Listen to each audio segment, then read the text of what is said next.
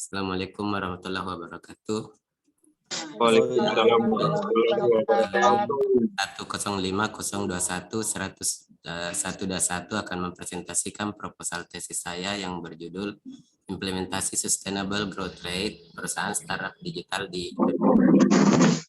Adapun yang melatar belakangi penelitian ini, berkembangnya digitalisasi menjadikan Indonesia sebagai pasar yang semakin dinamis.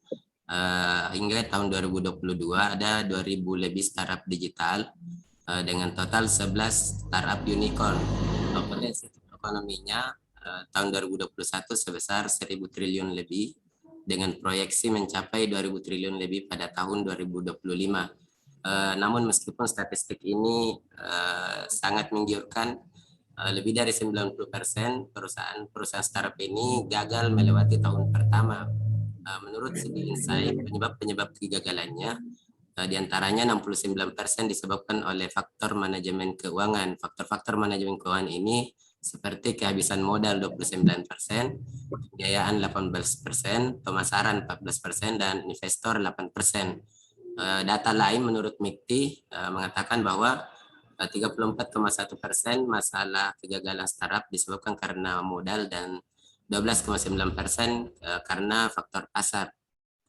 Dari berbagai penyebab kegagalan inilah sepertinya mengerucut pada satu hal, yakni sulitnya perusahaan digital untuk mempertahankan pertumbuhan berkelanjutan perusahaan yang menurut Higgins, pertumbuhan berkelanjutan perusahaan disebut dengan sustainable growth rate.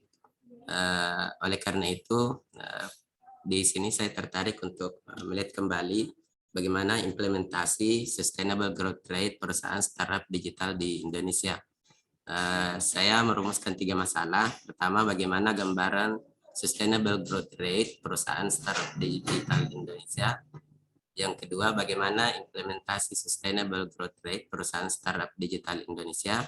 Yang ketiga, metrik sustainable growth rate manakah yang menjadi kunci pertumbuhan valuasi perusahaan startup digital di Indonesia.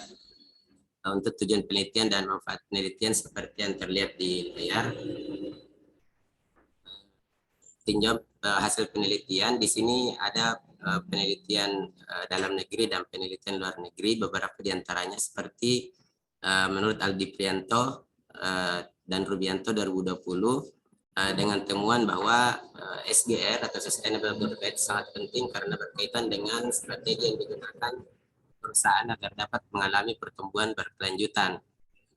Atau penelitian lain misalnya oleh Hesti Esvianti 2021 mengatakan bahwa beberapa variabel kinerja keuangan seperti perputaran aset, leverage, dan nilai buku mempengaruhi penyimpangan tingkat pertumbuhan berkelanjutan perusahaan. Dan di sini masih ada beberapa penelitian lain. Selanjutnya untuk tinjauan teori dan konsep, di antaranya saya mengambil teori manajemen keuangan, kemudian ada teori tentang kinerja keuangan yang mengatakan bahwa kinerja keuangan ditentukan oleh struktur modal dan ukuran perusahaan. Kemudian ada juga teori tentang sustainable growth rate yang merupakan konsep dalam manajemen keuangan yang berguna sebagai alat analisa kinerja keuangan, perencanaan, serta pengendalian.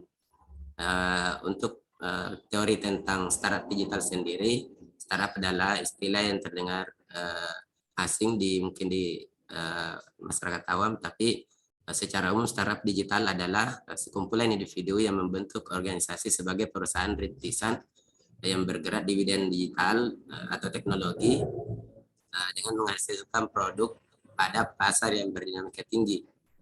Kemudian kerangka pikir, di sini saya mengambil 2 landasan dari Al-Quran. Kemudian untuk studi empirik ada 2, sustainable growth rate dan dampak SGR.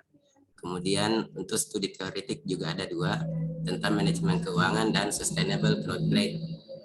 Dari studi-studi ini saya menyusun studi objek, lalu merumuskan masalah, kemudian mengolah data dengan pendekatan kualitatif hingga tersusun tesis saya.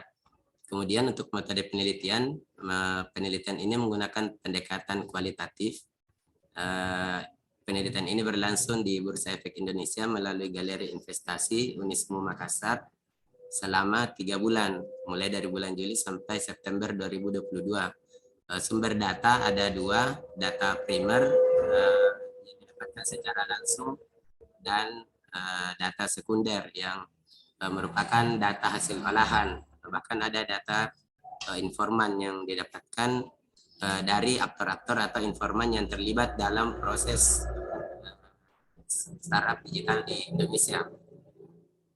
Kemudian teknik pengumpulan data, di sini saya ada teknik observasi, kemudian ada wawancara, kemudian studi kepustakaan, dan metode dokumentasi.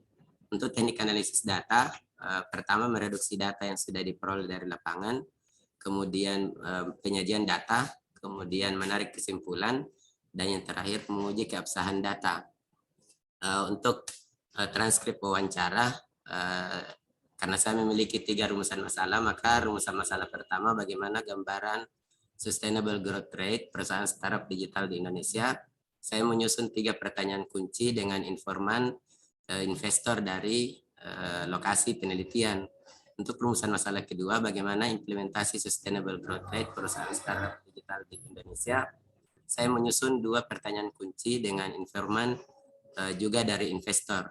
Untuk rumusan masalah ketiga, metrik sustainable growth rate manakah yang menjadi kunci pertumbuhan valuasi perusahaan startup digital di Indonesia.